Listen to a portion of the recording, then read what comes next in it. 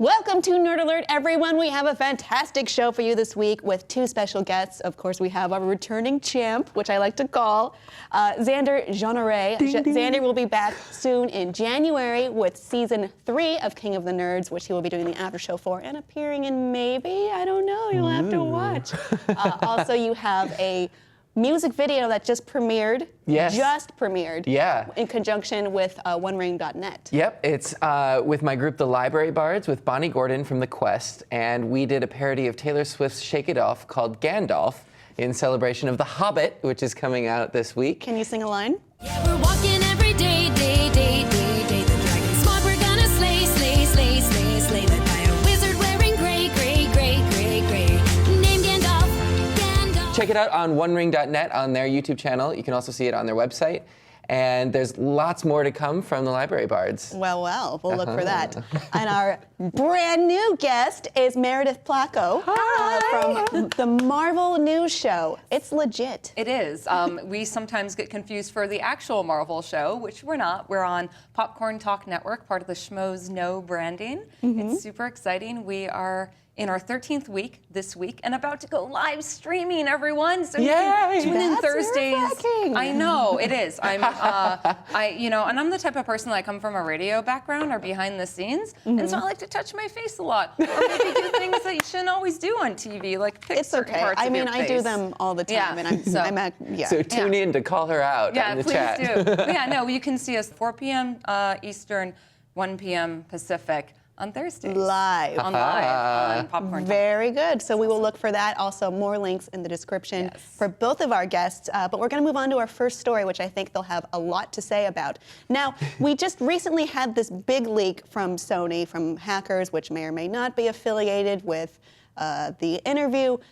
That's not what we're talking about today, though. It's Spider-Man. So according to these leaked emails, it looks like Spider-Man talks between Sony and Marvel still might be on the table, and even going into next year. And it seems to be, they both love Spider-Man, but what is going to happen to Spider-Man? Now, there's a chance that he could go back to Marvel in some capacity, and of course, there's Civil War.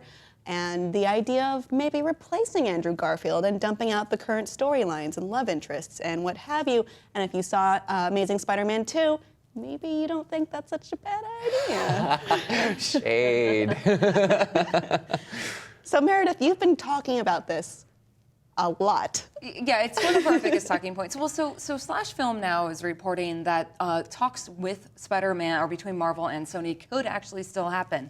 As we know, Sony is really big into wanting to possibly go through for a third reboot, and Marvel has still been on the fence. But really, what Marvel has such a powerhouse right now, they can go forward without Spider-Man. They can go forward with Cap 3, doing Civil War, and using the Black Panther to replace the role of Spider-Man. So I think even if we don't get that cameo, we're still going to see a pretty solid film coming from Marvel Studios. That being said, Sony kind of doesn't really know what to do with Spider-Man at this point. Agreed. Yeah. They've this will be the third reboot. If they go again, they shouldn't do an origin story. No. If we're going to go forward with Spider-Man, let's tell some of the other stories. Possibly Kraven's arc would be phenomenal, or even bringing in some of the other Spider characters. We have Miles Morales in the Ultimate Universe, or even Gwen Stacy as Spider-Gwen. Could make for really interesting Spider characters if we don't even want to go with the Andrew Garfield or typical Peter Parker Spider-Man. Yeah. Yes. But don't replace Emma Stone. No. Right. In fact, she can come back as Mary Jane. Yeah, that's fine. Just That would color love her that. red. I would buy it. If it were to be rebooted, I would love to see Miles Morales, and I think that would be an interesting way to explore that world, because it's so expansive. It really is, and we only just touch the surface, and then we just keep rebooting it again and again. So I think there's a lot of potential there. I do hope that they let it go and give it back to Marvel, because Marvel knows what they're doing, and they always have an exit strategy with their business plans. And it seems like Sony is like, let's put out a Spider-Man movie and see what happens.